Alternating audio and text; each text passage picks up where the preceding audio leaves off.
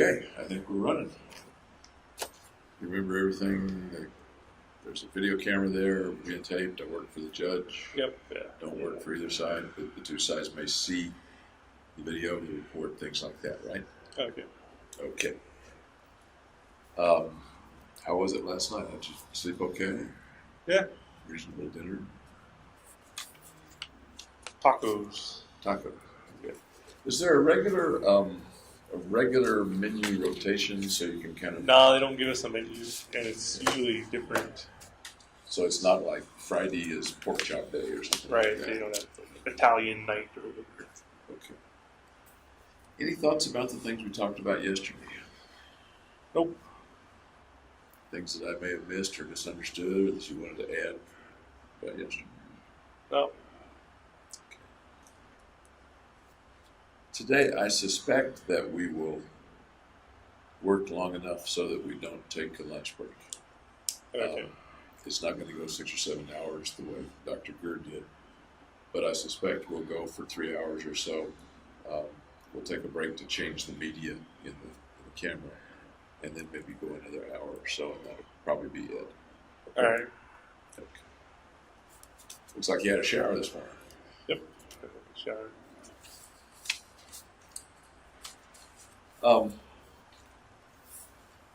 I'd like to go over some things that I've kind of marked in the notes of our previous talk up at SimHib and a couple of other things. It'll kind of jump around a little bit. Let's see what I have here.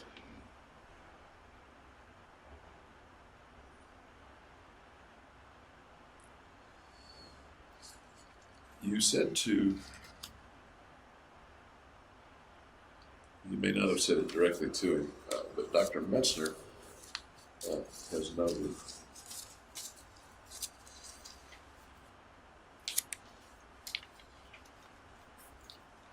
some things about what you described as trying to physically and mentally differentiate yourself from your normal self. Does that ring a bell at all? I think when he asked about the photos, I said I was trying to differentiate myself from my normal. Okay, the dyed hair, that makes sense based on what I have here.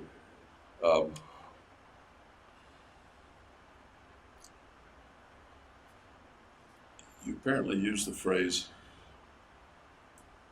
that you were making sure that you were distinct, quote, from my crazy self. Can you tell me what the context of that is in terms of the photos and the dyed hair?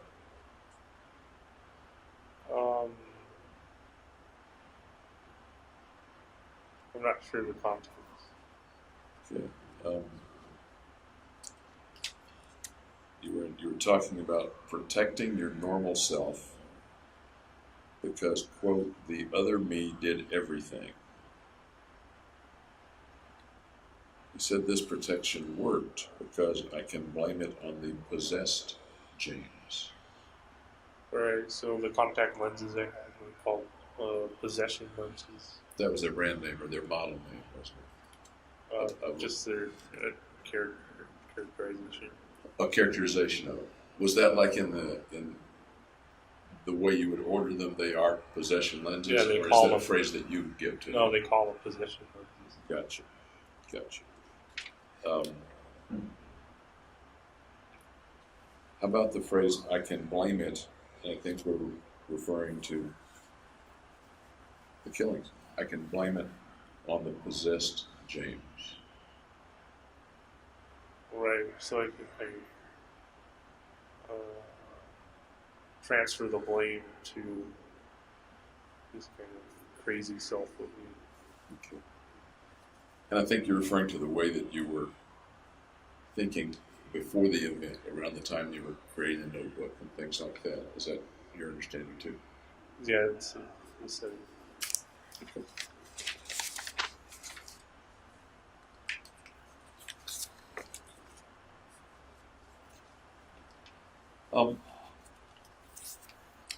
You haven't used the word very much with me, but you did with Dr. Messner, I think. Um, no, you did with Gargi in some texts. The word evil. Where does Right, it? I said it wasn't inherently evil. Mm-hmm. Um, where does your concept of evil fit in all this?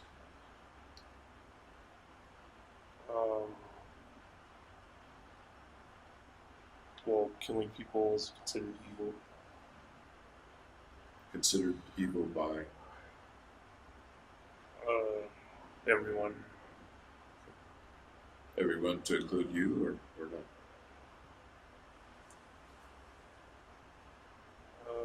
I'm not sure. Think about it a little for me. You said everyone considers killing to be evil. Right, sometimes it's a necessity, like in war. Right. But I think we're referring to killings such as you were thinking about with Gargi, or such as you did. Are you part of the everyone that considers it evil? No, I don't think so. If everyone considers them evil, is there a reason that they shouldn't consider your act evil, even though you say that you don't consider it evil? That's not a very clear question. How much weight should we give to your simply saying, I don't think it was evil? That's up to the person to decide. I'm sorry? That's up to the person to decide. Up to the person who's saying? Who's Is that what saying you- that? Okay. Meaning it's up to you to decide whether it's evil or not. Oh, it's up to whoever's trying to figure it out. Okay.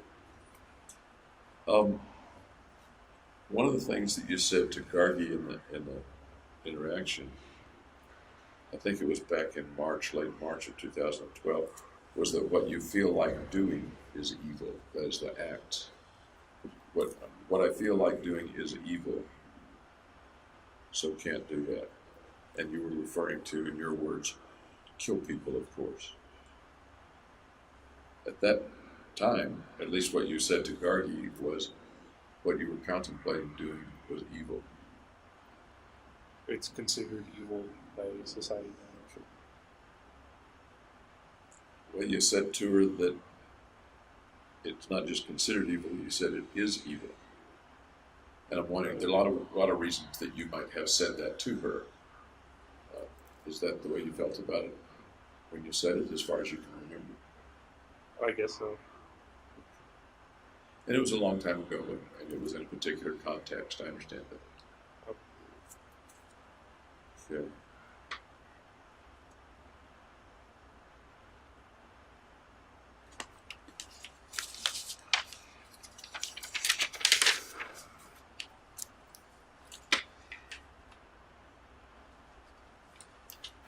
You've referred several times to life in one way or another being meaningless, or not having meaning, saying that in one way or another in your writings and things like that. Is that fair to say? Right, I couldn't find a meaning to life. Okay. Do you still feel that way, by the way? Oh, yeah.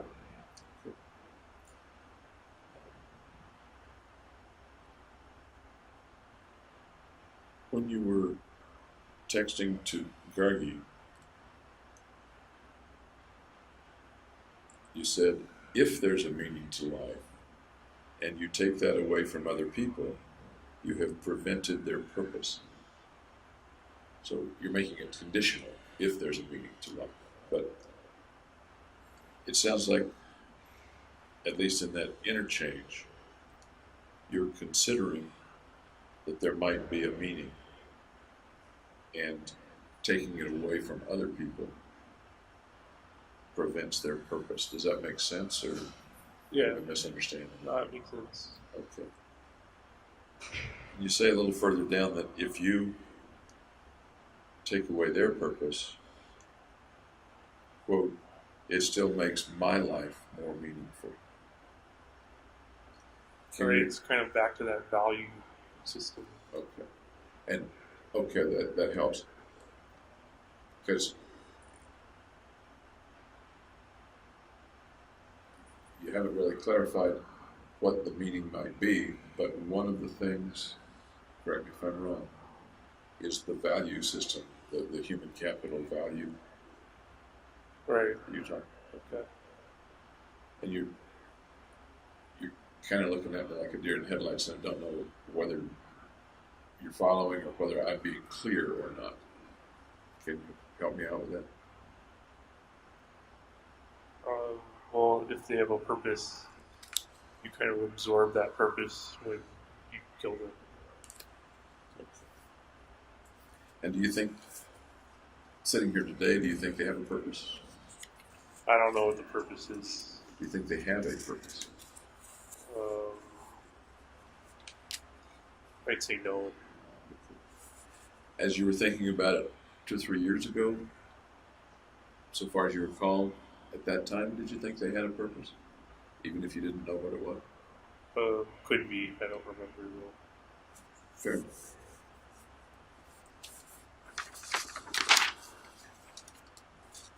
By the way, may I take your pulse once more? Okay.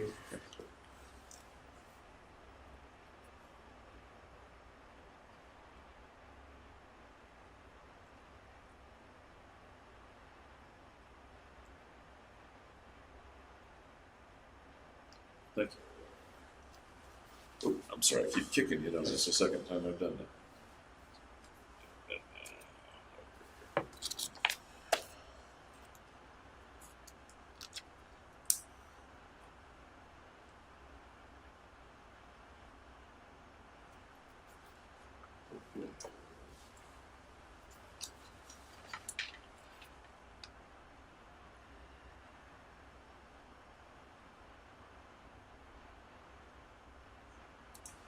Coming back to the word evil,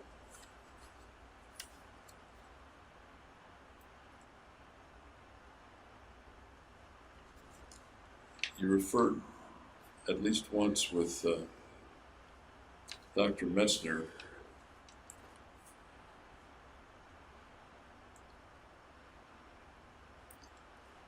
that you thought killing people at the time was evil because it was against the law. Do you remember that, or is that? Yeah. Is there any other context in which killing people might be evil except it's just against the law? If the other person doesn't want to die. And what would that have to do with it being evil? Because you're going against somebody's wishes. I can think of situations where one might go against somebody else's wishes and it wouldn't be evil. Right. It's I don't on a want case by to case. work, but my boss forces me to go to work. Okay. Go ahead. It's on a case by case basis.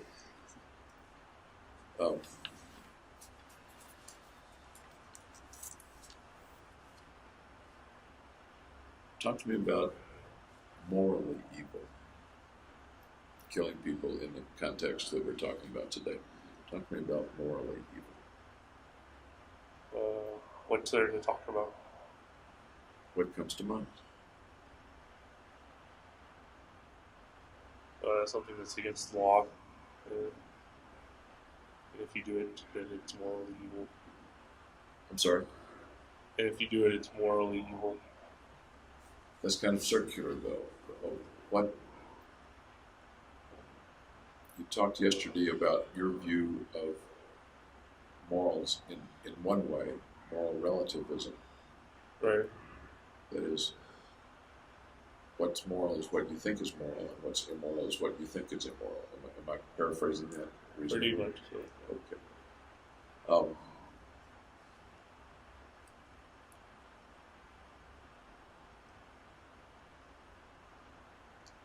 I guess I'm going back to killing people in the way you did.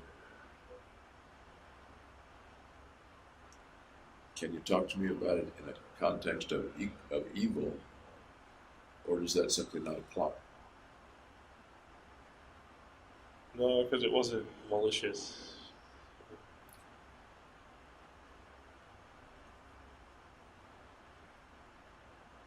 it's not malicious, then what was it? Some other adjectives besides malicious?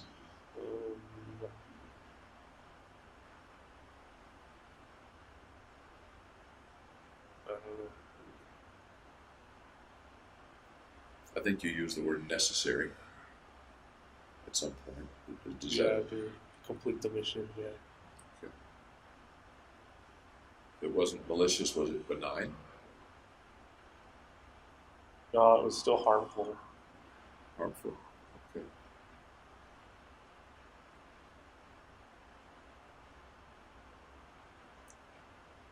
Would you say it was indifferent to the morality of it, or I didn't really consider the morality. irrelevant to the morality of it, or okay? I don't want to interrupt you, but you did answer. You said you didn't consider the morality of it, Right. and do you have a feel for a reason that you didn't consider the morality of it?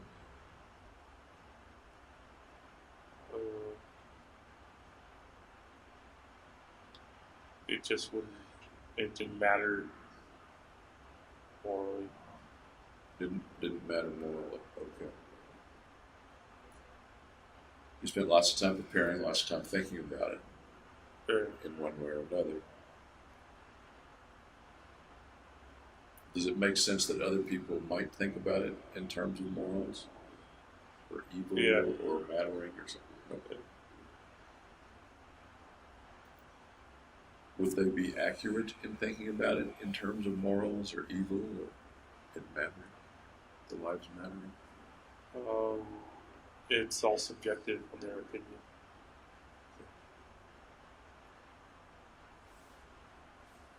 But from your viewpoint, it was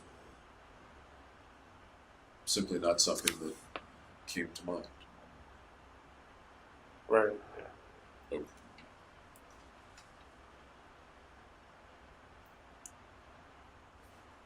You did think about whether or not children would be killed, though.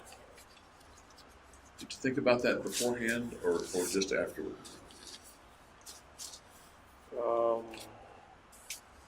Beforehand, because I chose a time, and I guess it was PG-13, so. So that was some level of consideration of what was right to do and what wasn't right to do in your mind, it sounds like. I think it's wrong to kill children. So you were considering at least one thing having to do with right or wrong, and that had to do with children, and you wanted to leave them out of the equation. Right. Is that fair to say? Yeah. Okay.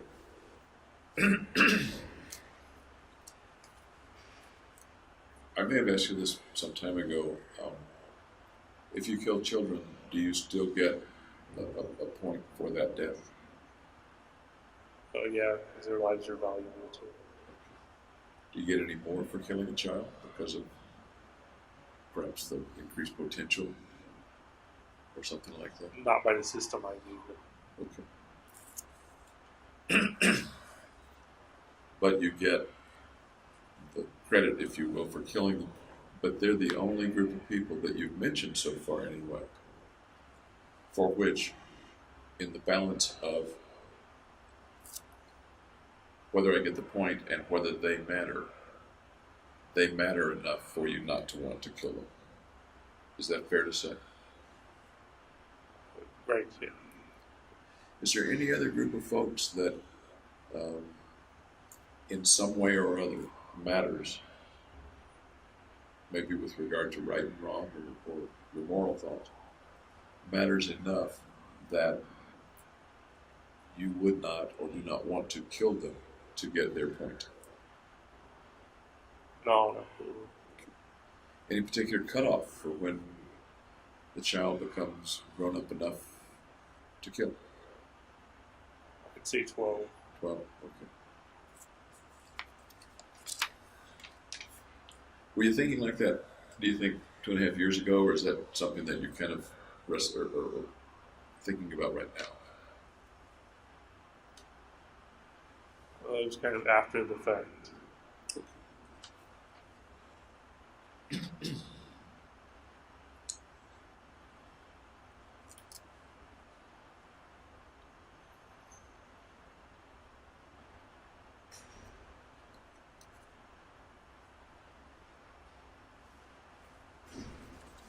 You mentioned to Hillary at some point that you were bad news bears. She should stay away from. Yeah, I wanted to protect her.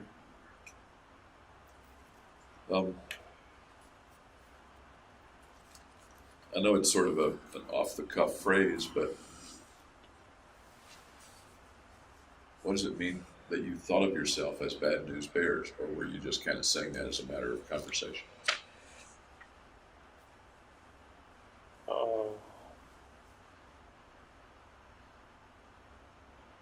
It doesn't really mean anything. I think it was a movie or something. Sure. I guess what I'm getting at is, did you think of yourself as bad? I thought other people would view me as bad. Did you think of yourself as bad? No. As I say, it sounds kind of like an off-the-cuff remark and not a deep philosophical thought. Right. Okay.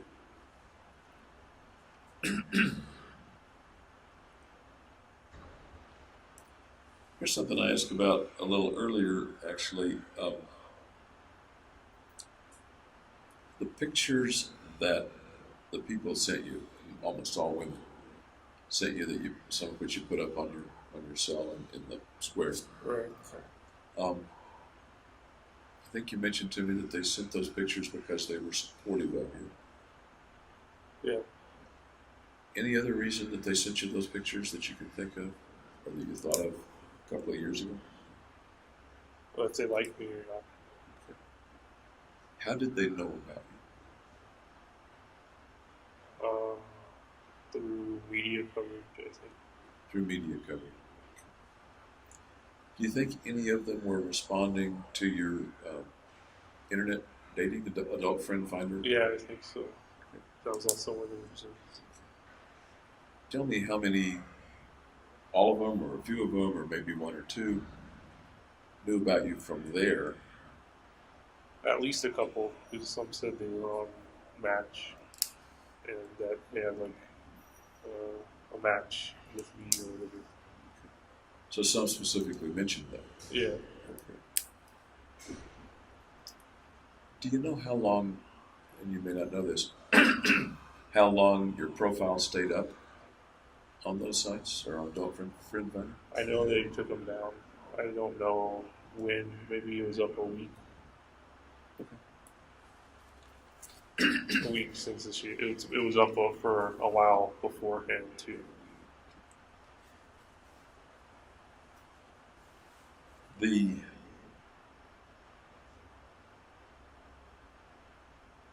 one that was up beforehand, it would have been an email sent to your mailbox at the service, rather than something posted to the jail. Does that make sense?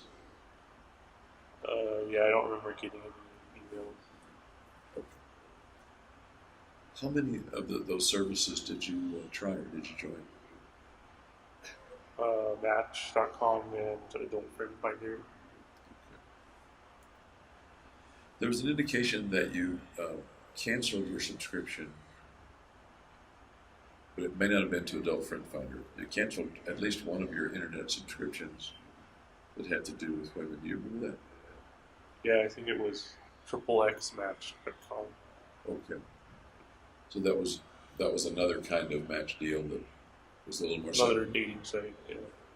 Was it a little more sexually oriented, the XXX in it, or? Yeah, I think so. Did you get any responses from that? XXXmatch.com? Yeah, but I think they were fake from the employers to try and get you to buy more services. How did they do that? Well, they just post a fake profile and then contact you. Say, hey, let's hang out or whatever. Did the stuff that they would send get pretty explicit, or would it be, hey, let's go have coffee? No, I wasn't too raunchy. I'm sorry? It wasn't too raunchy. Okay.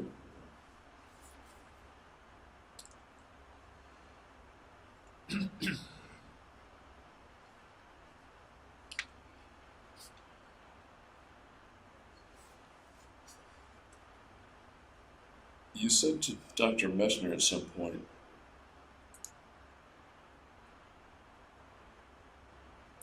that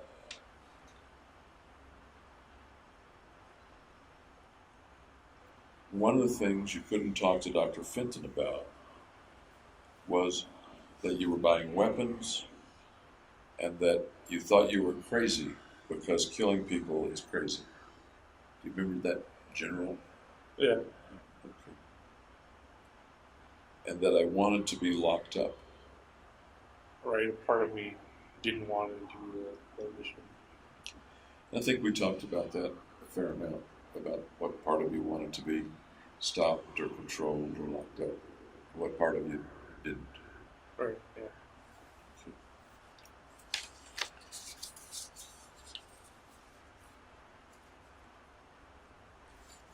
I asked yesterday a little bit, and I'll just kind of recap it. We've generally described those as two parts of the same person, kind of wrestling inside, and not as two separate people. Right. It was still one me. And you were aware of both those parts of you? Yeah. Or no? I think so. Okay. Excuse me.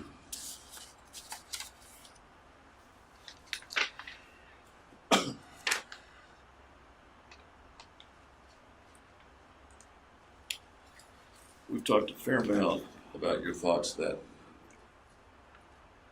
one of the reasons that you had to carry out the mission was so that you wouldn't commit suicide. To save your life, sort of. Yeah. Yeah. Okay. Or at least to help with the depression. Right. But suicide figured in there, the potential for suicide and preventing you from being that depressed. Am I right? Right. Yeah. Okay.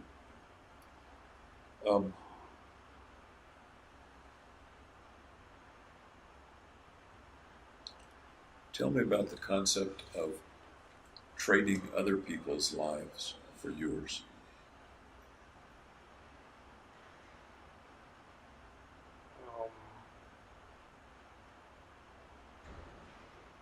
I'm not sure what you mean. In order for you, or according to what you said, in order for you to have a likelihood of not committing suicide, Right. then you were willing to kill multiple other people to get that chance. That's what I mean by trading other people's lives for yours. Yeah, it's part of what I did. I'm sorry? It's part of what I did. Okay. Tell me about the rightness or wrongness or morality or logic of that. I guess I'm thinking about moral logic, whatever that means to you.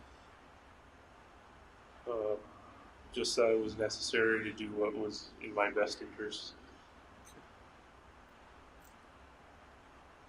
If it's in my best interest to kill people in order to have a chance at feeling better, not a guarantee, but a chance, does that seem okay or not? Or where does that fit in the moral scheme of things? Well, it's against the law. Okay, we talked about being against the law. You're pretty aware of that. But I'm really talking a little deeper than that. I guess it would be selfish if you did that. Selfish is one word. Anything. Actually, it seems real selfish, too. Yeah, real.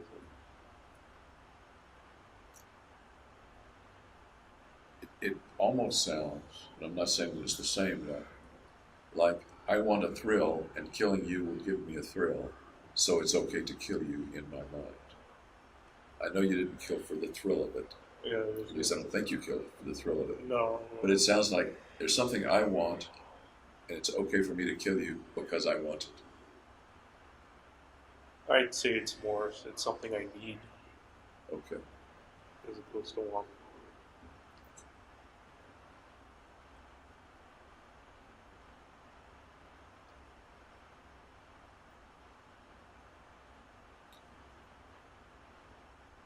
Prior to the killings, you've not given me any indication that prior to the killings, you ever considered killing other people just because you needed something they had, except for this, the planning for this event.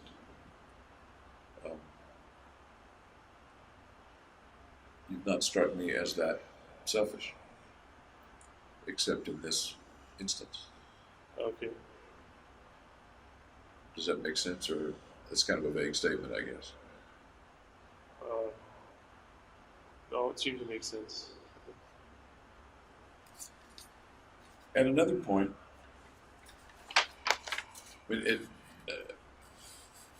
one of the notes I have in the margin of that is question mark, trade other people's lives for his.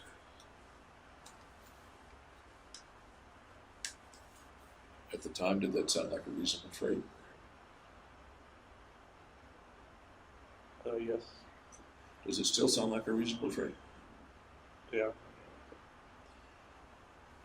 I take that a step further, if I may. You've indicated to various folks that you thought there was a maybe 50-50 chance that killing the other people, would make you feel better, would alleviate your depression. Maybe a 50-50 chance. Did you feel like it was, or is it okay to kill other people for a 50-50 chance at feeling better? If there's no other option. What other options might there have been? If therapy worked. Sorry? If therapy worked. Okay. Was the therapy working? No. You've said several times that you did feel less anxious. It wasn't working in regards to the depression. How many times had you gone to the psychiatrist about it? Oh, 5 to 10 times, I think. Okay. Think you gave it a fair chance?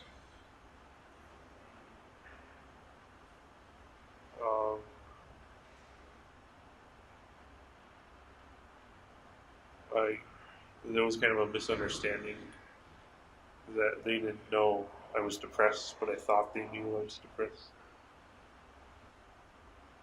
Did you tell them that you were depressed?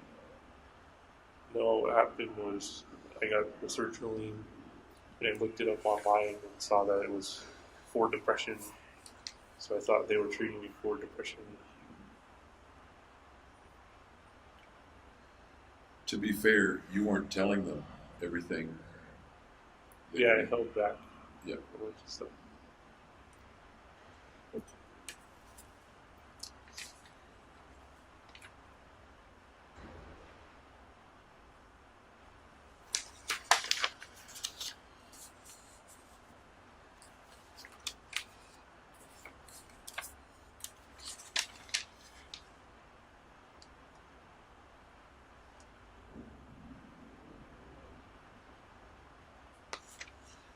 You hoped that the treatment with Fenton would give you an alternative. Is that fair to say? I think that's kind of what you just said. Yeah.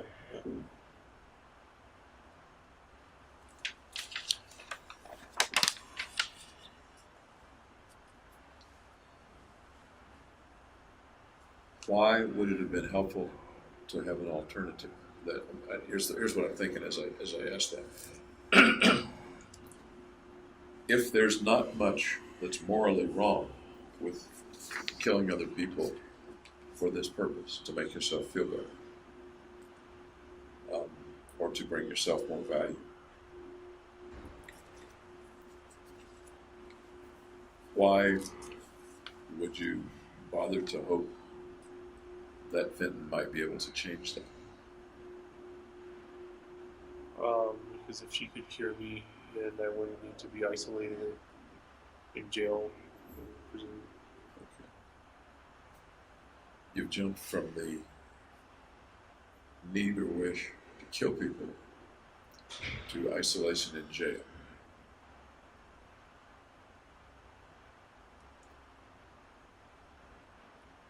That's taking my thoughts to isolation in jail, the wish to be isolated in jail, being a reason for killing. Yeah, to be isolated. I'm sorry? To be isolated, not necessarily in jail. But as we've said, I think many times, the very predictable end result, consequence of this train of plans Is of the being mission incarcerated. is being incarcerated, either being dead or being incarcerated. Right. And as you said, the chances of simply escaping were very minuscule. Right. Okay.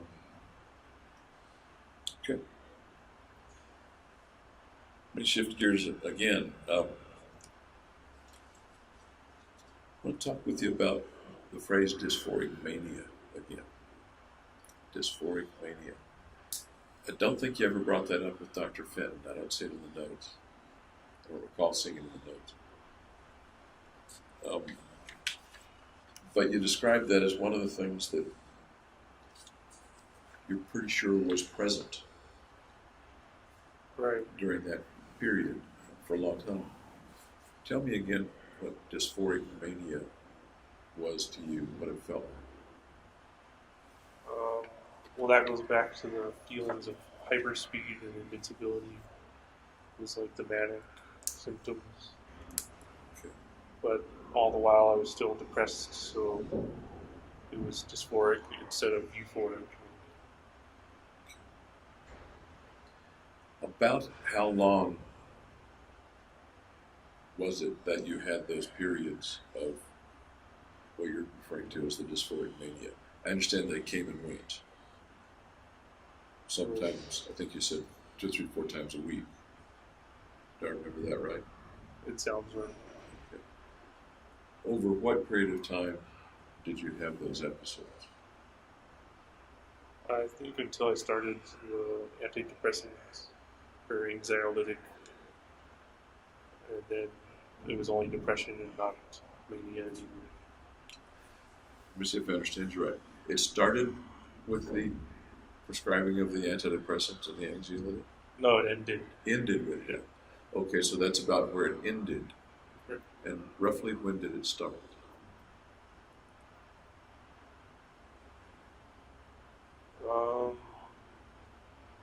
No, actually, it started at the advent of the anxiolytic. I think the medication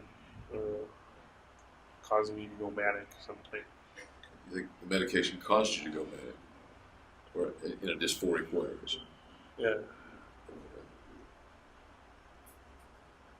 And I recall you're saying that it stayed roughly the same for a period. When did it end, if it did?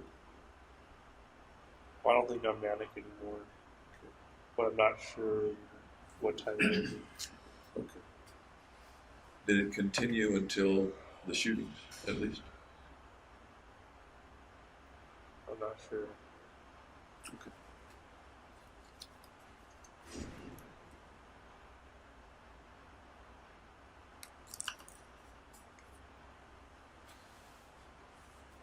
Any questions about the stuff we just talked about, or any expansion of those? No.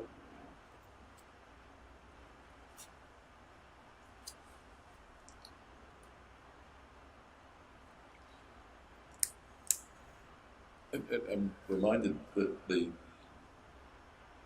pretty much everything you talked about with Dr. Fenton, that you recall talking about the mission, has to do with helping you to not be depressed or suicidal,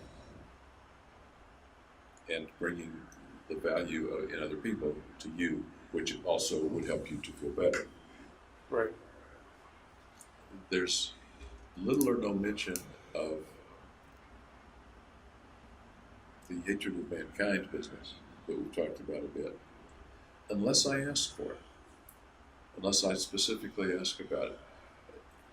Everything in the record for several months up to the shootings refers to a benefit to you in terms of not being depressed anymore, not being suicidal anymore, and or having the value of the people that you kill. Right. I think I was manic when I wrote the hatred part.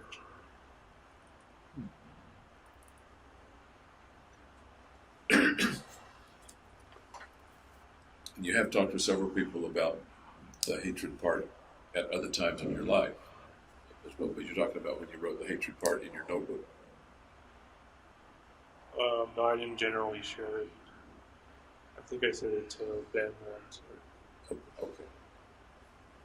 I think you're right.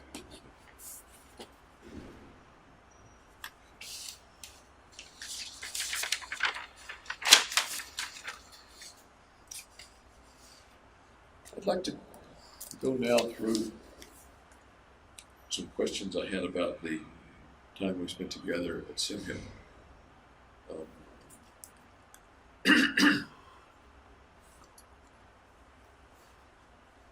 And again, it'll skip around quite a lot.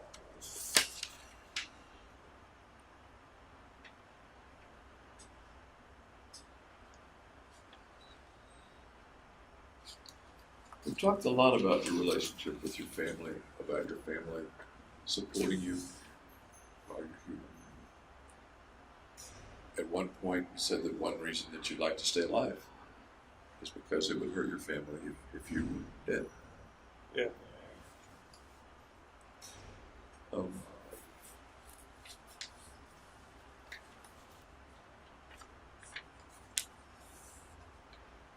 Are there times when you get kind of emotional thinking about your family? Mother, dad, sister?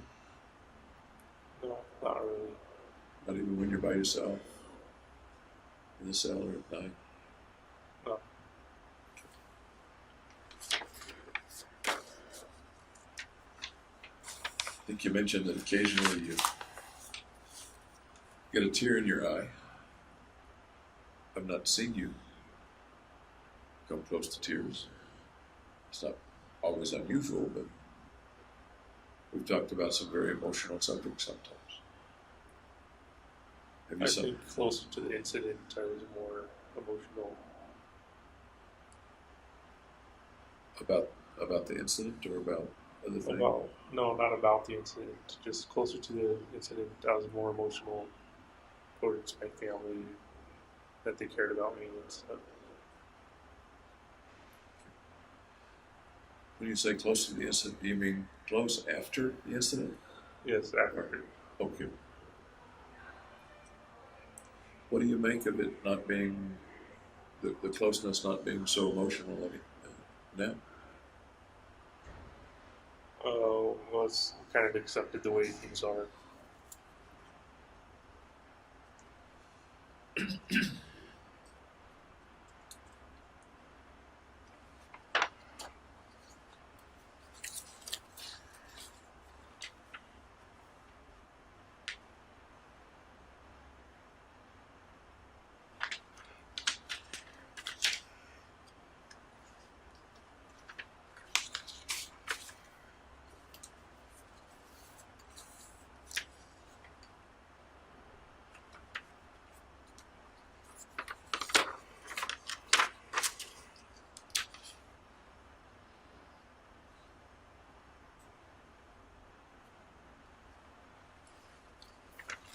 I think I asked you yesterday how much you looked forward to hearing from your folks, your mom and your dad.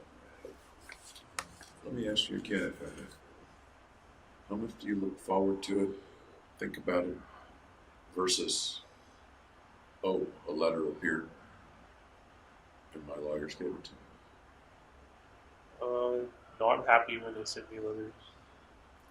Do you think about their sending you letters before you get the letter? That is, look forward to Yeah. it.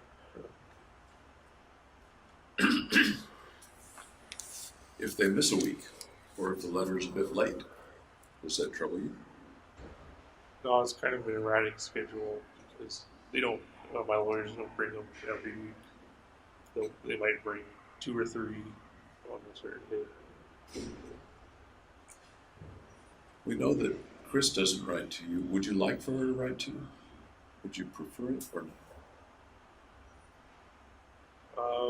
Well, my mom usually writes what my sister's up to anyway. Would you like for Chris to write to you? Would you prefer it or not? It doesn't matter if she writes it.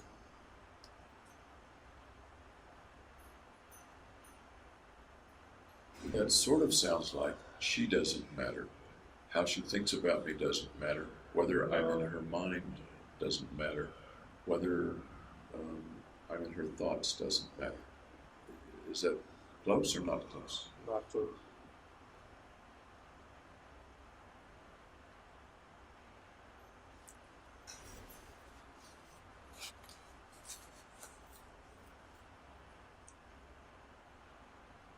Can you talk to me about how that's not close? Because you use the phrase, it doesn't matter whether she writes or not. Right, because I know she loves me anyway. Okay. And you've said that before. You've told me that before. Okay.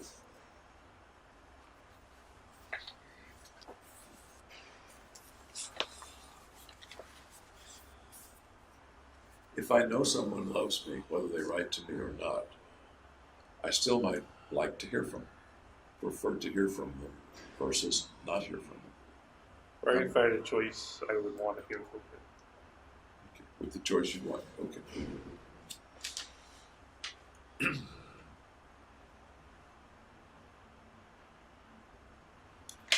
Did your family take many pictures or videos when you guys went places like the trip to Lake Tahoe, things like that? I'm not sure. I wasn't the one taking the pictures. Well, that raises an interesting thing because I hadn't asked you folks for photos like that. That's what I was referring to, but you raised another point. Did you ever take pictures of stuff on your phone? I know you took some because we've seen the contents of your phone. How much did you want to remember events with friends or family? I didn't take that many. Maybe 10. Do you think about those events now? Do you enjoy remembering them, or is it not particularly important to you?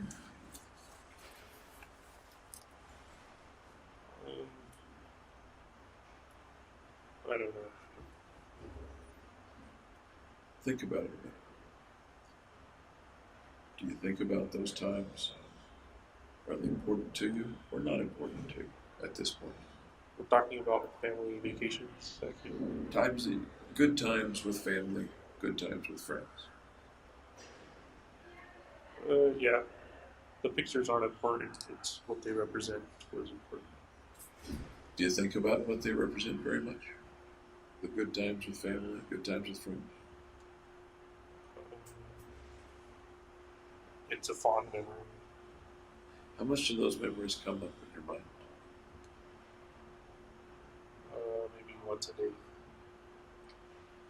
And when they come up, how do they feel?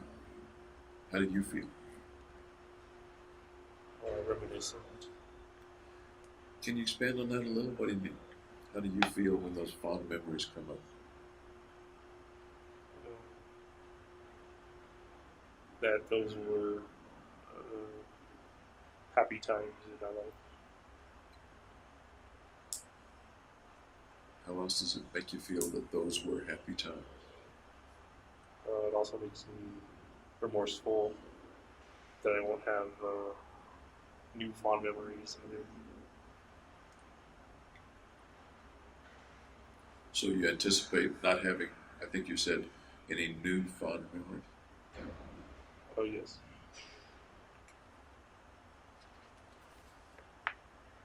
Sounds a little sad. Sounds very sad, actually. Yeah.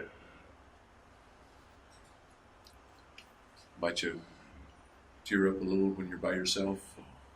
Think about that, those fond memories?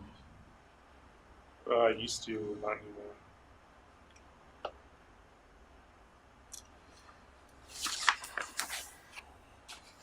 You mentioned the medication that you were prescribed in the anxiety medication.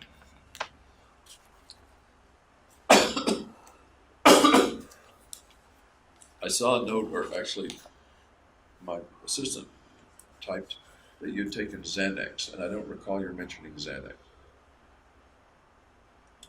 I don't recall it either. Okay, I think it was a typo on her part, or mishearing something. I took Zantac Zantac, that's where she made this. Zantac. for indigestion. Gotcha. That explains it. Thank you.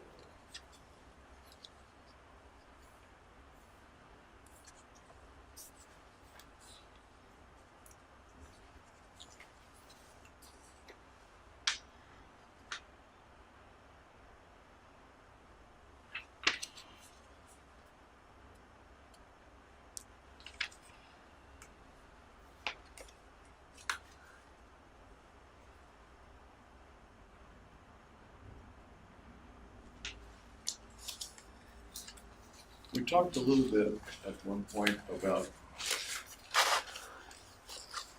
the reason or reasons that you stopped shooting and left the theater.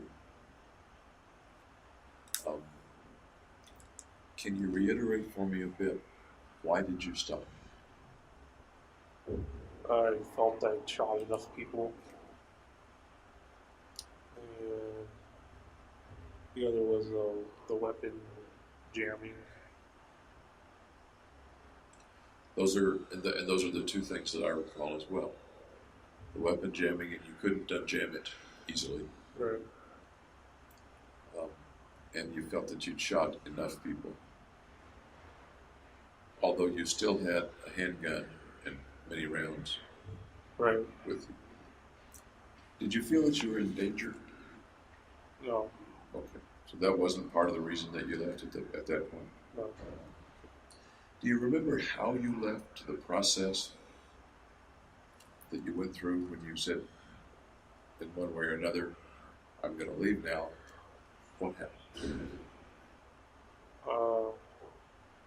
I just walked out the emergency exit door. You walked. Yeah. At some point, you were up the aisle toward the entrance Right. under one of the lines. That's where I walked from. Okay, so it's a fairly long walk. Not really. Down to the half of the auditorium, give or take, or not. It didn't seem very long. Okay. You walked toward the exit. Walked fast, walked slowly. Give me some adjectives or adverbs about how you walked. Just a normal walking pace. As you walked, do you remember looking around? Yeah, I looked back at the theater seats, and no one was sitting in them. They were all crouched down behind the seat. As you walked out and looked around, did you think that someone might be dangerous to you, rushing you or shooting at you or anything like that? Or were you just No. moseying out of the theater? I was just walking out of the theater. I remember you mentioned looking back and there was a guy in the front row smiling. Right, yeah. Any other thoughts about his smiling? I don't know why he was smiling. Do you think he might have been grimacing rather than smiling? No, I'm pretty positive it was a smile. So you don't think he was grimacing because he was hurt? No, he wasn't like holding his leg or arm or anything. that would suggest that. Was he sitting in the seat or crouching or hunkering down behind it? He was sitting in front of his seat So he was quite exposed. because he was in the front row too. Do you recall whether he was sitting on his seat or He sitting wasn't on the seat. No, nobody was on their seats at the end. Do you understand that he was on the floor in front of his seat? Right. Can you describe how he was sitting?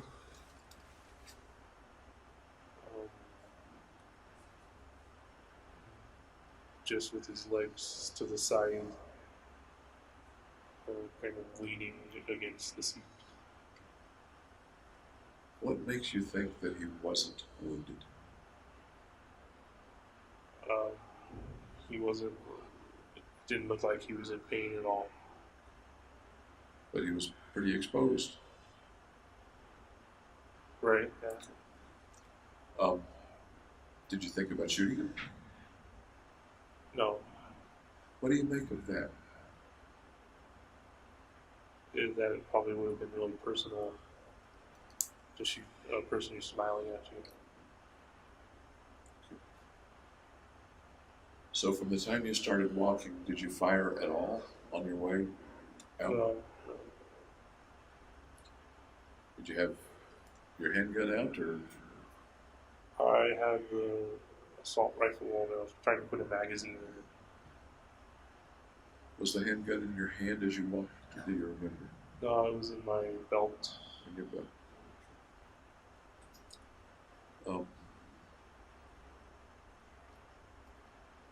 As you walked out, thinking down the aisle, there's kind of a curtain that creates the exit aisle, am I right? Well, I'm not sure what you mean. As you go behind the screen, I never went behind the screen. There's a space behind the screen where they thought somebody might be hiding there, so they cut it down. okay, but the door, the exit door, is in the same plane as the screen or behind the plane of the screen? Behind a bit. Okay, and that's kind of what I meant. Was there some sort of... There wasn't like an obstacle. Okay. Did you see anybody in front of you as you walked out? No. But I think you said you observed some people going out that way Yeah, like earlier. 4 people carrying one guy.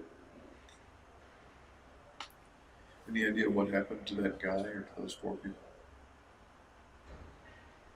There were so many. I'm sorry? There were so many injured. I don't know. Like, Did you notice the blood outside the door as you left? yeah, there were blood smears. Did you think anything about that blood or what it might have been due to? Well, the guy they carried out got shot. Did that raise any thoughts about what happened to him? What was going to happen? I thought he would be taken for medical assistance.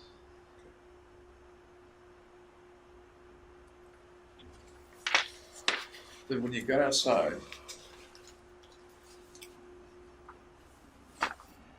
as I understand it, at some point fairly soon you saw 2 officers facing away from. They looked at you and then they walked away from you. Is that right? Yeah. Okay. And why do you think they walked away from you? Because I think they thought I was SWAT or a policeman. Okay, that's my understanding too. And they're walking away. You have the handgun. Right. And correct me if I'm wrong, you thought about shooting them but did not shoot them. Or is that not quite right? No, that's pretty accurate. Tell me about the reasoning at that point in which you didn't shoot it. Well, I considered the mission over, so by that point. Did you consider that it might be dangerous to shoot at them? Yeah, I also didn't want to get shot back. So But one of the factors was you considered the mission over. Right. How did it feel to consider the mission over? You remember the feeling, the visceral feeling, anything like that? Relief. Tell me more about that. When I was finally done doing the shooting. You used a phrase in another context that you had accomplished your mission. Was that a feeling at that time, or did that come later?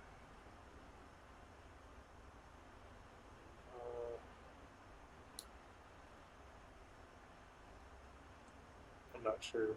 Okay. At what point did you take the handgun out and put it on top of the car? Once I saw the backs of the two police officers. Okay. Just to clarify my own thoughts and not overthink something. You took the handgun out, put it on top of the car. Was there a point at which you thought about shooting them and decided not to? Or did you never, as far as you recall, think about shooting them? Well, I figured if they shot at me, then I would have easy access to the handgun to shoot them back. But otherwise, I didn't think about shooting them. Okay.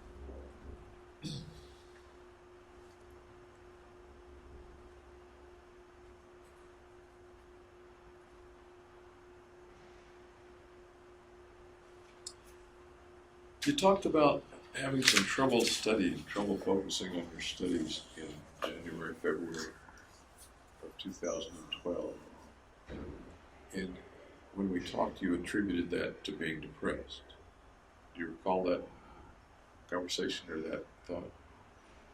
No, not really. Okay. What I was asking myself was, might your difficulty focusing on the studies in January, February have had to do with your mononucleosis? It could have. I was pretty sick. How long were you pretty sick with that? 2-3 months. 2 or 3 months. And over that 2 or 3 months, that would be January, February, March, or December, January. December, January, February. When you say pretty sick, can you describe again for me how you were sick? Fatigued, coughing, and having a sore throat.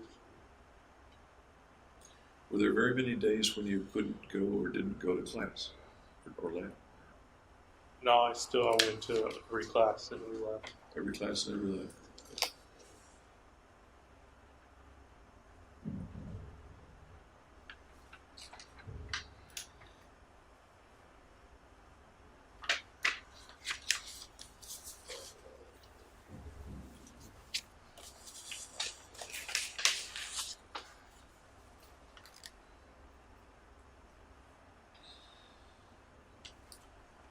I'd like to talk just a little bit more about the thoughts that you were under surveillance when you were planning things and ordering weapons and going to Byers Canyon, etc. You used the phrase, or one reason that you thought you were under surveillance was that you were going to commit a crime.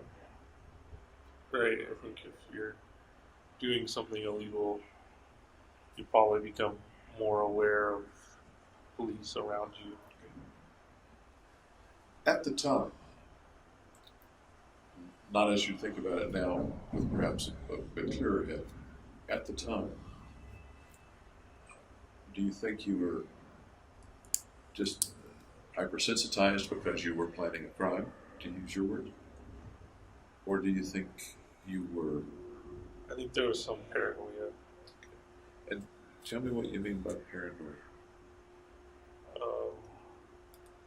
Imagining people were after me when they weren't. Imagining means to me sort of a thought about something. somewhere out on maybe the same spectrum, there's the deep, true belief that they're after you or watching you. Can you pinpoint a little bit for me on that spectrum, where you were with that back in? A little bit more moderate than deep-seated. I'm sorry? Than deep-seated. A little more moderate than deep-seated. Yeah.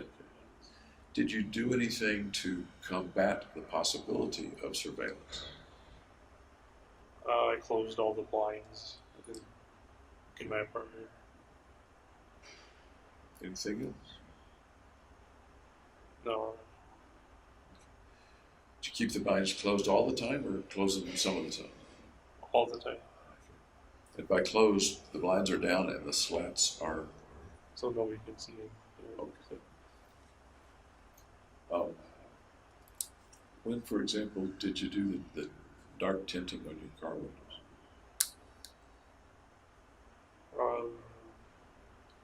Well, I bought the stuff before I bought the window tinting before I installed it, like a week or so before. And was the idea, did the idea have to do with preparation for the mission, or did you just like tinted windows? It was in case anybody walked out in back of the theater, so they wouldn't see. So it was specifically about the mission itself, not about what you might have been carrying in the back seat in the weeks before the mission. Right, I didn't install the window tint until like just before the mission. Okay. Any other things that you did that were to combat the idea of surveillance? No. I think you mentioned that in your web searches, your online purchases and things, you used your real name, your real credit card, you didn't use a proxy server. Is that right? Right. You know what I mean by proxy server? Just another server that kind of would mask the server I was using. Yeah. A way to mask your identity on the web.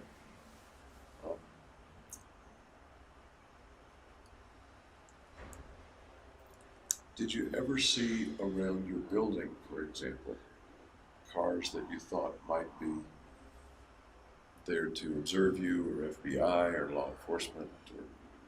I saw law enforcement, but there's a bar like right across the street. Did there ever come a time when you were pretty sure that the car was there for you and not for the bar? Once or twice, but it was an unmarked vehicle. So like,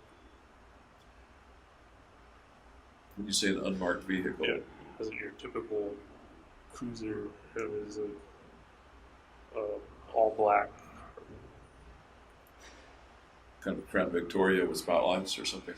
Something that really looked like an unmarked vehicle, or something that you, looking back on it, may have imagined was an unmarked vehicle? Something that I imagined was. Looking back, are you pretty sure it really was an unmarked vehicle or not? I'm not sure either. Okay. Where were those cars parked on those one or two occasions that you described? Across the street. Across the street.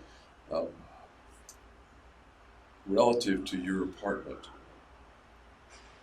would that be a good place to observe or not, or more logical to think of it as with the bar? Or I think he was trying to get drunk drivers from the bar. okay.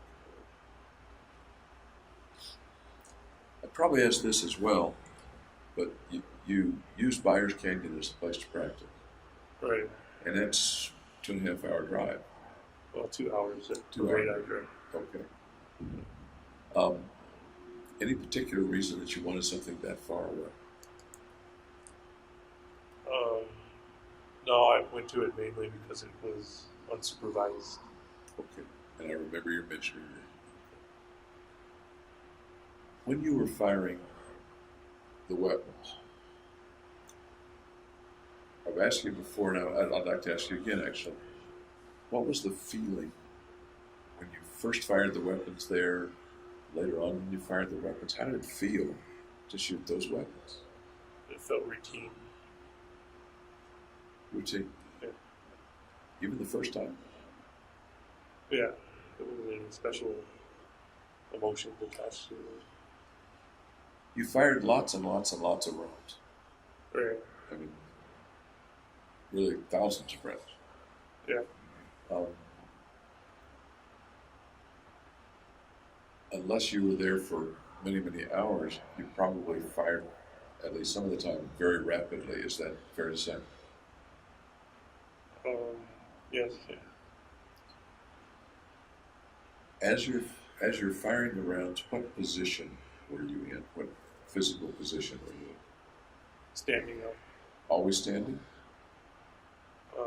Well, I tried crouching a couple times just to mix it up. Did you ever fire them while you were moving, while you were running or walking? Yeah, I would move side to side and shoot at the target. Do you recall making any noises when you did that? No, I didn't make any. Yelling or screaming or saying, take that, or No, nothing. gotcha, or anything like that? No. Just a paper target. So. You raise another interesting point. You were shooting at paper targets. They were body mass targets, I think, right? Life-size silhouettes or not? They were close to life size. When you did that, do you recall ever imagining that they weren't paper targets? No, I strictly knew they were paper targets. I need to take a quick break. Okay. I'm going to ask the gentleman to come in while I go to the restroom, if that's all right with you. Let's see if I can get it. Okay. Appreciate that break. Let me take your pulse once more, man.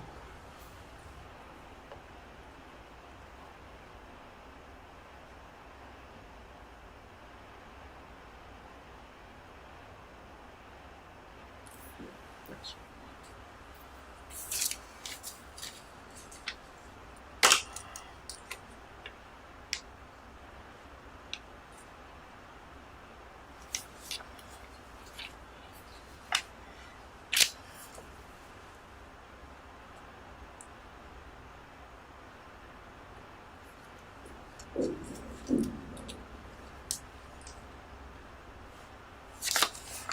Good. Any questions about anything we talked about before that? Nope. Little break.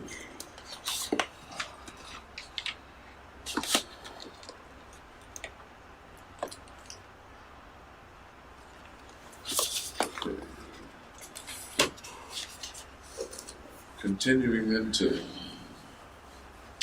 kind of go through some of the things that I thought about after our last meeting.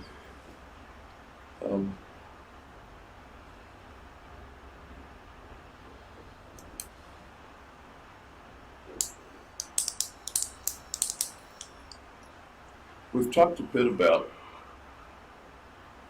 reasons, motivations for the shooting, and really for the whole process that happened before the shooting, the shooting itself. We talked about the clear expectation that one way or another you would be controlled when the shooting occurred, after the shooting occurred. And the likelihood that you'd be in a situation such as you are in. Yeah. We've talked a little less about the idea of being remembered. I remember we looked at some photographs, we talked about your thoughts of posting something with the New York Times. Talk with me about, again, being remembered, if you can. Well, that's just what the photographs were for, is to be remembered. Can you talk with me again about how you believe you'll be remembered? There's not so much a for how, reason. It's just, this is a photograph of me, and that is what we'll do with it. Going back to July of 2012, I remember you and I looking at the photograph, or the various photographs together, and you're talking about what they might mean and how people might interpret them as they remember you, or simply interpret the photographs. What were some of the things that you remember came up in our discussion? That it was devil-like. Okay, one of them was kind of devil-like. Okay. What else? That's the only one I remember. I remember you're talking about being a dangerous person. Right, it kind of portrayed a dangerous quality to it. Tell me about being remembered as dangerous, particularly as you might have thought about it a couple of years ago. Just that this isn't someone you want to mess with.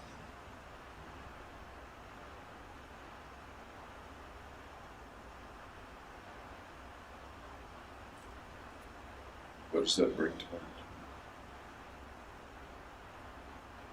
mind? I'm not sure. The first time you bought a gun, actually, your first purchase was a taser. Taser, no. You talked about defensive thoughts rather than offensive thoughts. Yeah.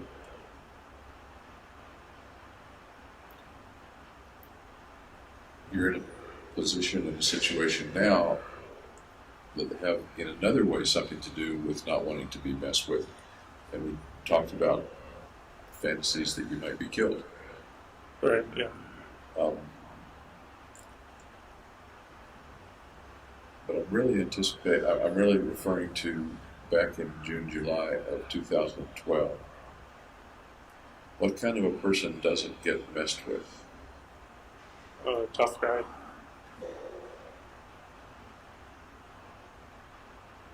How does that fit with you?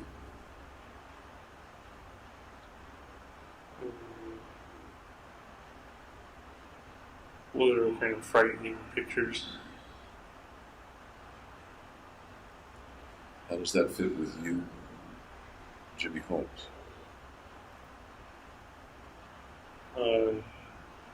It's unusual because I'm not normally a tough guy.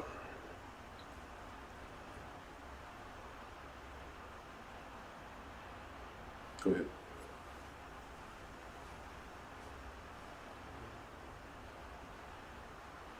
I don't know what else to say.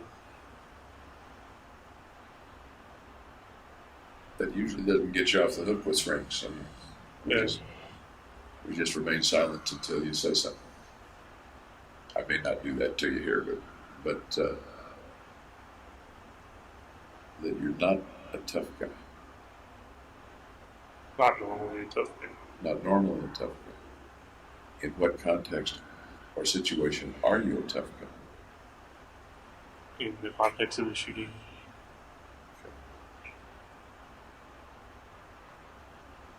Pretty tough guy during the shooting. Yeah. Talk to me about the tough guy during the shooting. Well, I'm all decked out in body armor and weapons, so it gives off a tough essence. Good. Do you remember it feeling tough? Feeling like a tough guy? No, not really. Do you remember before the shootings it feeling like a tough guy or anticipating being a tough guy? A little. Tell me what you remember about that. Just in taking the pictures. They look different from what I normally look like. And different in the sense of, Having the hair dyed and the contact position lenses. And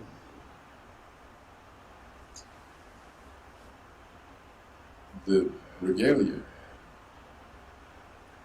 is real clear to me as real, in the room, tough guy stuff. The contacts, particularly with the name of the contacts, possession contact lenses, and to some extent the hair, says to me something different from solid, I can reach out and touch the tough. Does that make any sense?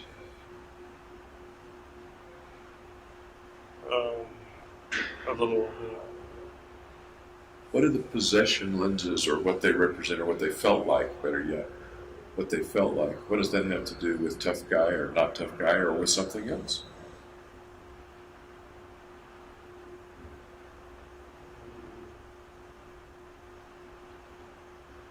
I'm not sure.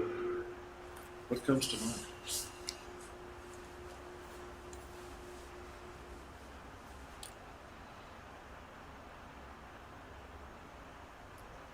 Just that it would be frightening to whoever saw it. Did anybody ever see you with the contacts on? No, only through the photos. Only through the phone. And it would be frightening to whoever saw it. Yeah. Frightening in what way?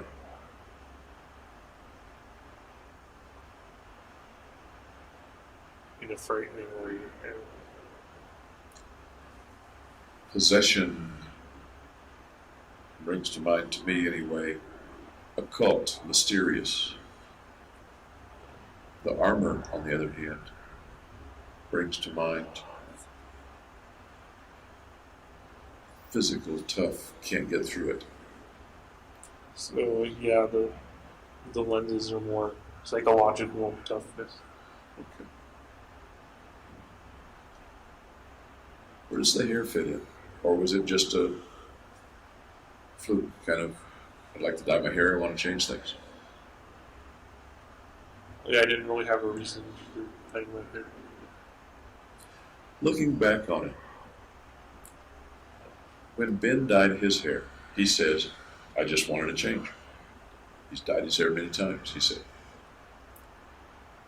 Was that close to your concept of dyeing your hair, or was that quite different, so far as you can recall, from the reason that you dyed your hair?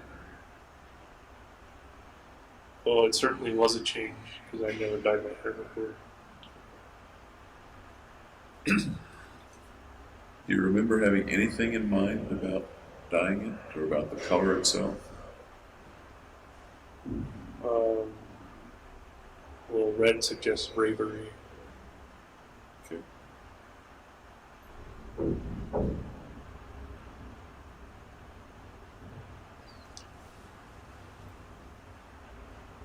Is the James Holmes of 2010, 2011, early 2012 a brave guy? Yeah. How were you at that time a brave guy?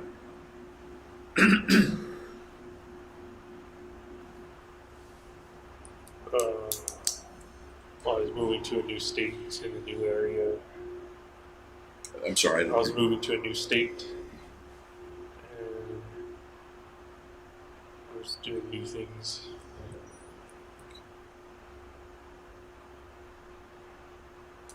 And that takes some courage. Rather than just doing what you always do.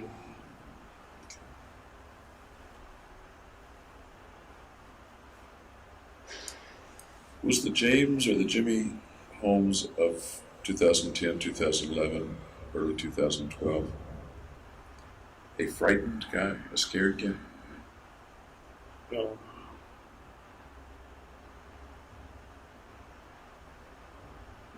When Hillary's screen was cut, That was May, something like that. It was well after you had started to prepare these things, or no?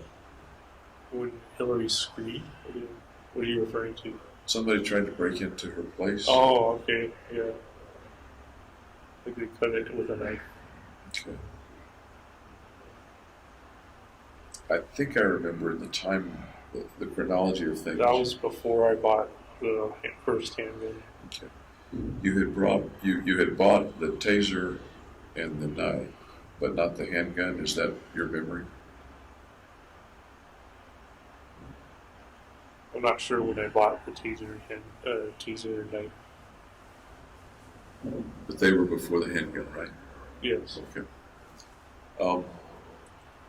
Did her being broken into, or attempted break-in, apparently attempted break-in, did that scare you with regard to your safety? It motivated me to be more prepared and set up a defense. When that occurred, once again, I'm trying to get the timeline straight in my mind.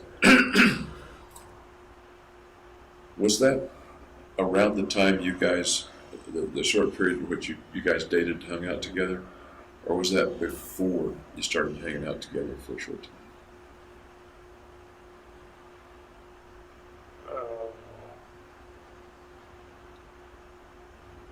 I don't remember the context in when I heard it. Okay. But what you just said was you did feel like creating some sort of perimeter, some sort of doing something to make things more safe for yourself. Is that fair to say? Okay. Do you remember about the time that doing the defensive things began to morph into doing the offensive things, or were they completely separate? Well, once I bought the shotgun, it was an offensive thing. So you said once you bought the shotgun. How about before you bought the shotgun, when you It was still defensive. decided to go get it? Well, when I decided to go get it, it was an offensive It thing. was going to be an offensive.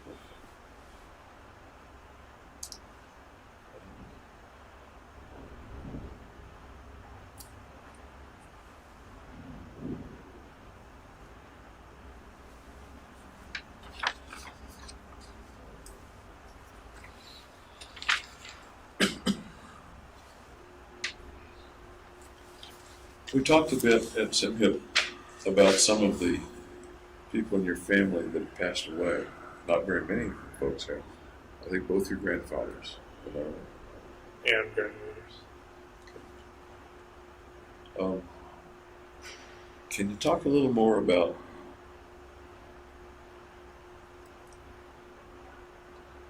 the death? For some reason, I have circled your mom's father who passed away when you were little, like that, correct? Yeah. Do you remember very much about interacting with him? No. Not very. I was little. Doing up close to the eye, you don't generally interfere with seeing things far away. Let me give you an example, because you're a guy that has worn glasses, and I'm a guy that wears glasses, Yeah. okay? When your glasses are a little dirty, somebody else may say, oh, your glasses are dirty, but you could still see pretty darn well through I the could glasses. still see with the mask on. Okay.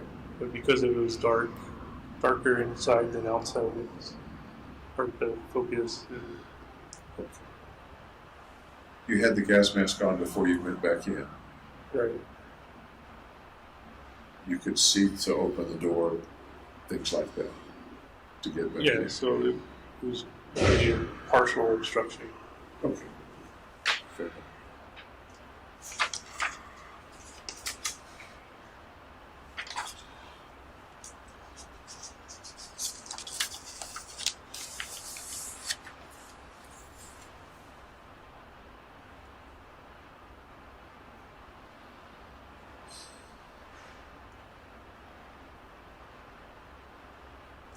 Let me come back for just a minute to the way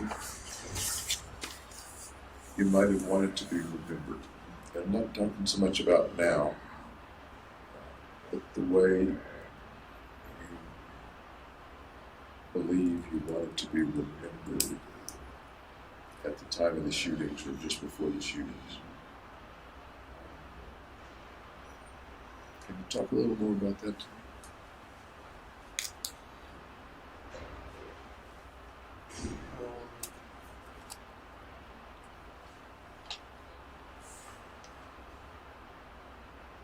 I just wanted to be remembered visually by my picture. Which picture?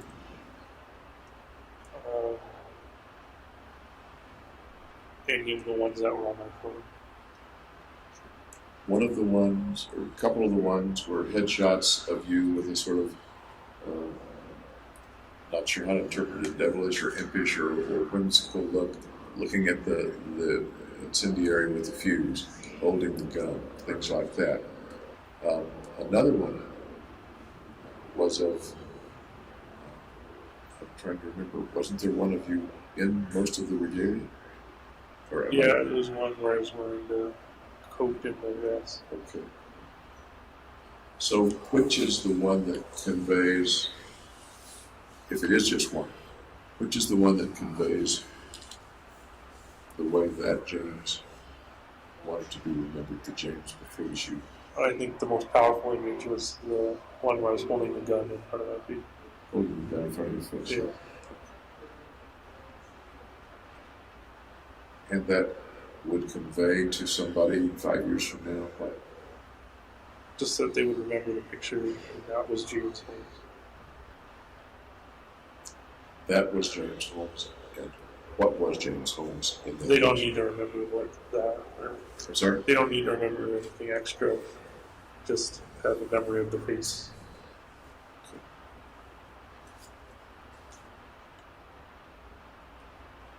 I'm not sure I understand. They don't need to remember anything extra.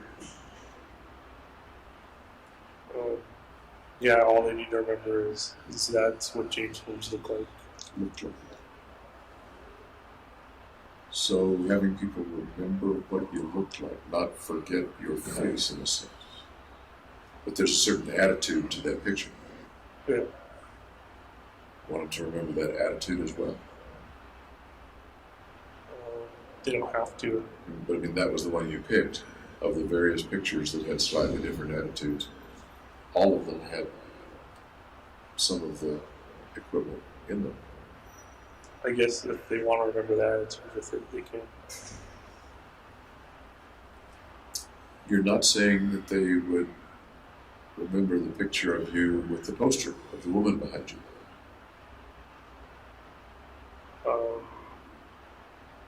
I don't think that was as powerful an image as it's the other one to remember. Not powerful. You're not saying they would remember the picture of you on the hike. Right. Because it's not as strong an image. It's not something memorable. that's something It's not something as memorable as the one with the gun. as venerable. Oh, memorable. Memorable, okay. And that's a strong guy in the picture. Are you a pretty strong guy? Average. At the time that you took the pictures, did you believe you were a pretty strong guy? Yeah, I think so.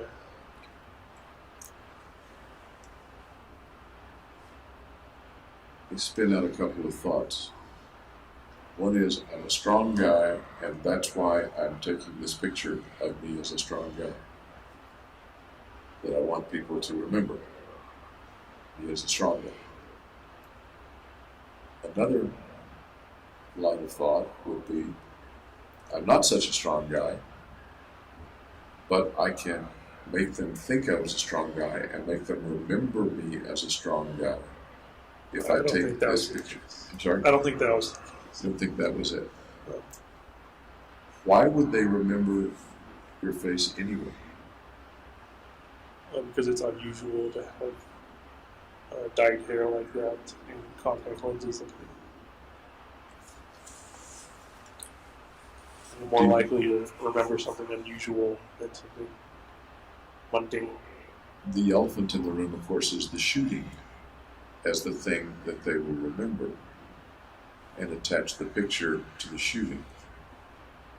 Right. So at least they have some memory of who I am. Because I can't particularly think of a picture of a guy holding a gun 5 years ago unless I attach it to some other event that To make it make sense. makes me remember. Okay.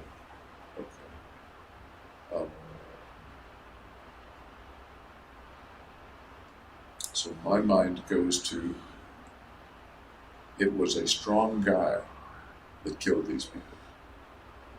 The picture of the guy that killed these people indicates he was a strong guy. It's not inaccurate. Is it accurate? Sure. I mean, those are the words that seem to lead up to that.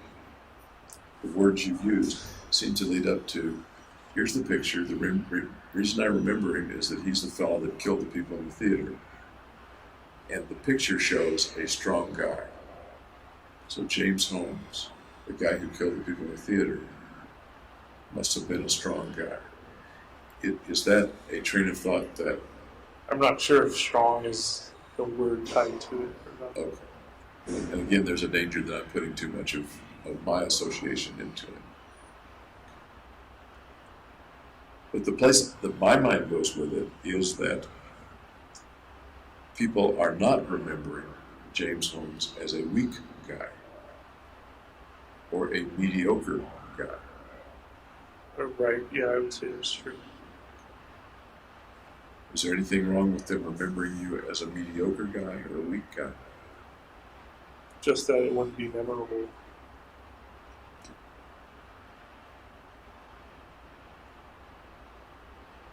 Okay.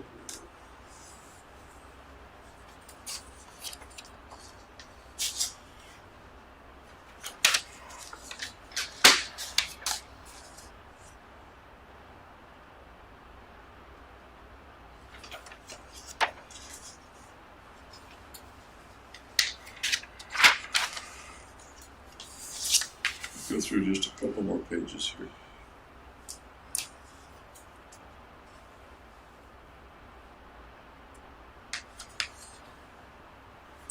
I asked you what it felt like to be arrested. The officer's coming up and you surrendering. Everything kind of went as expected. Okay. You had a tough time getting to the feelings associated with being arrested. You talked about the process, but not the feelings associated with being arrested. I don't think there were any strong feelings. Do you remember any particular strong feeling during that process? Any particular feeling, visceral or mental or emotional? Just when I got out of the elevator in the police station, there it said child homicide section. And we talked a bit about that, and were you surprised that a child had been killed? Yeah. I didn't think there were going to be any children there. Did you feel sure there weren't going to be any children there? Like 80% true. You described child within the context of the folks that, in this context, you didn't mind killing as somebody under 12. Right. It's a PG-13 movie. Seems to me that there are an awful lot of kids under 12 at PG-13 movies. Not at midnight. Not at midnight. Okay. Good point.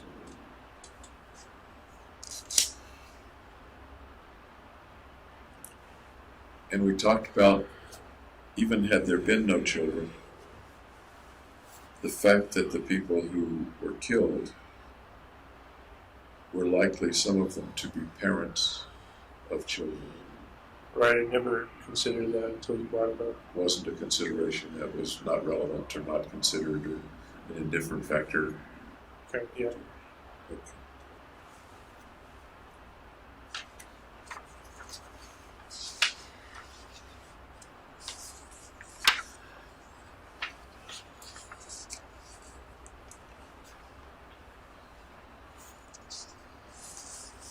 The two guys who questioned you, Detective Gumbiner and Detective Apple, you remember those names or not? I remember Detective Apple. Okay. Was Gumbiner of the FBI He bomb was specialist? he was part of it, and I'm not remembering exactly what his title was, but he was with the FBI. Okay. Um, what did you think of the way that they talked with you or interrogated you? It was pretty standard. It was kind of conversational.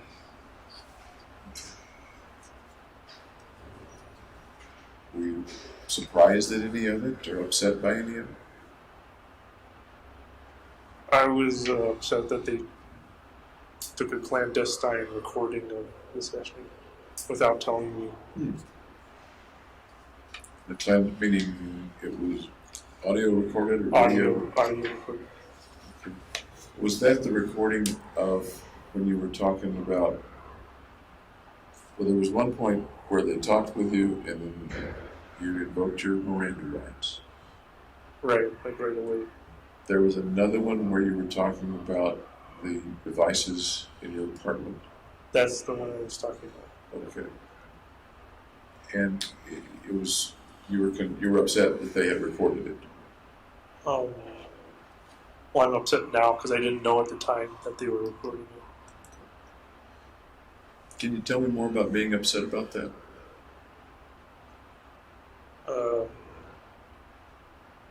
Just that I was helping them out, and they were not looking in my best interest. They were doing it for their own personal reasons. Okay.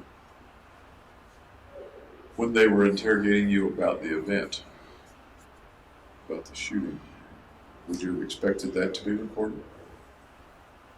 Yes, they had and video recording too. Okay.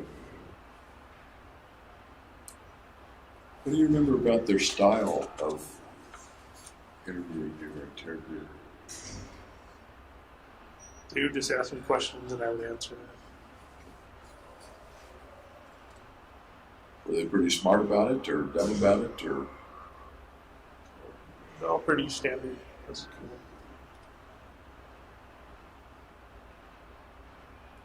Do you think that their interview of you or interrogation of you was effective? Got what they were after? Yeah. Was it because they were good at it or because you were free with the information or both? Because I cooperated. Okay.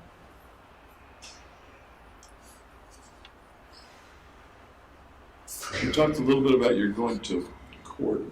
Once again, and you weren't sure, I think, the first time I asked this. Do you remember about when the first time you went to court was? About how many days after you were arrested or how many? I don't remember. It was too long ago. Okay. And at the time you said you didn't remember much about that event, about being in court. Right.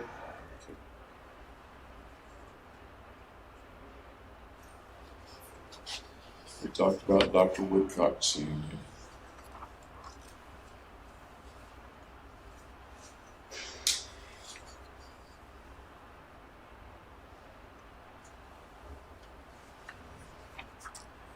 We've talked a couple of times about the money that was mailed with the notebook.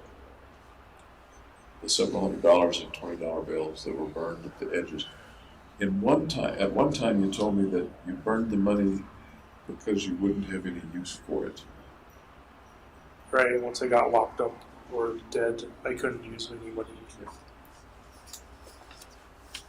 But you burned it in a particular way. So she would still be able to tell it was money.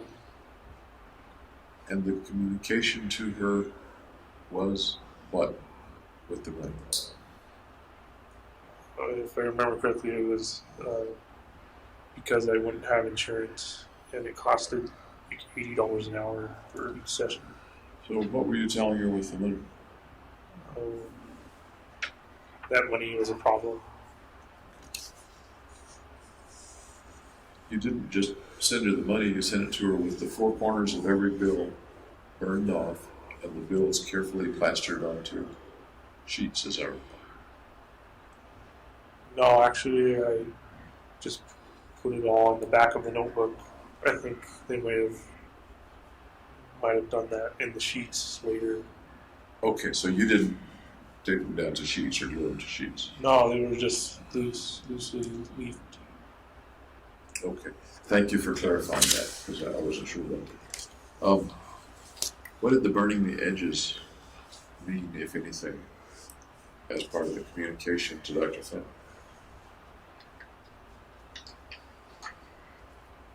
Just what I said before. You could have just sent the money. I don't Right, understand. but then she would have misinterpreted, like, why is he paying me money? Do you think she would have considered it a payment to receive that? I don't know what she would I have mean, payment doesn't come to my mind, at least. The money means something. Psychiatrists always think money means lots of things. Right. But payment is not one of the ones I would have come up with. You burned the edges and sent her several $100s. Right, I was trying to tell her that because I lost my job, I subsequently lost the insurance from it. So my illness was like at fault. It sounds like you were mad at her. Almost saying, here, you greedy shrink. Here's the damn money. Could be. I wasn't too angry though. Explore that could be a little bit for me.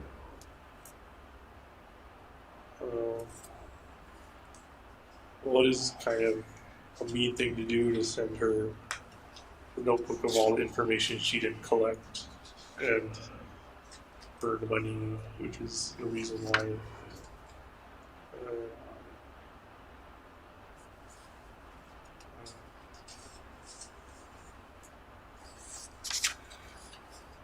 Was there anything in it of, look what you did, Fenton?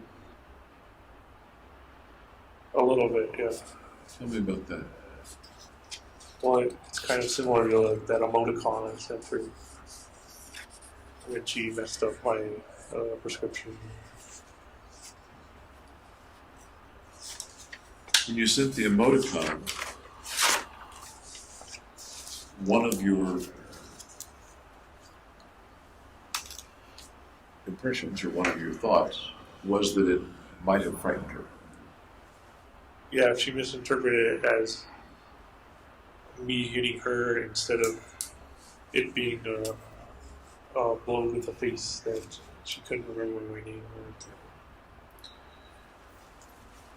I'd suggest to you the possibility that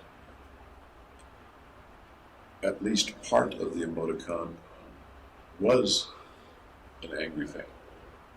And it wasn't her it wouldn't be her misinterpreting, because part of the emoticon really had at least some irritation to it, because she inconvenienced you and she misunderstood you and didn't, this is just Reed talking, didn't value you enough to get the right name on the damn prescription. Yeah, so it was a little bit hostile. Hostile is a real civilized word. Angry, Mean. mad is It was a little bit mean. We come back to the burned money. Any anger, meanness, look what you did, or boy, you'll think about this for a long time, Fenton. In the money. Yeah, I think it's analogous. Can you talk to me about that emotion at the time?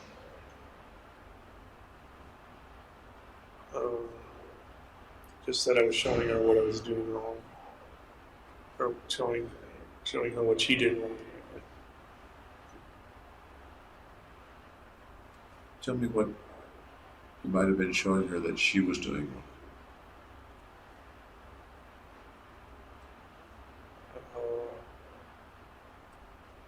Well, because of my illness, I could no longer go to the sessions because it was expensive. Is that a truly good reason that you didn't go to the sessions, or is that not much of the reason that you didn't continue the sessions? Well, the main reason was I was set on the mission. Kind of had an excuse to get out. An excuse to get out of the sessions? Yeah. Because you actually knew at the time that there were a lot of ways that you could have continued the sessions, and they'd offered to. Had offered. Unlike the school, they had offered ways to continue the sessions. Is that accurate? Yeah, for the summer.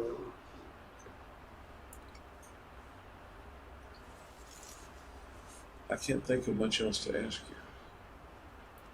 you. What have I left out? Oh, I have no idea. I think you've been pretty comprehensive. Want to expand on anything that we've talked about? No.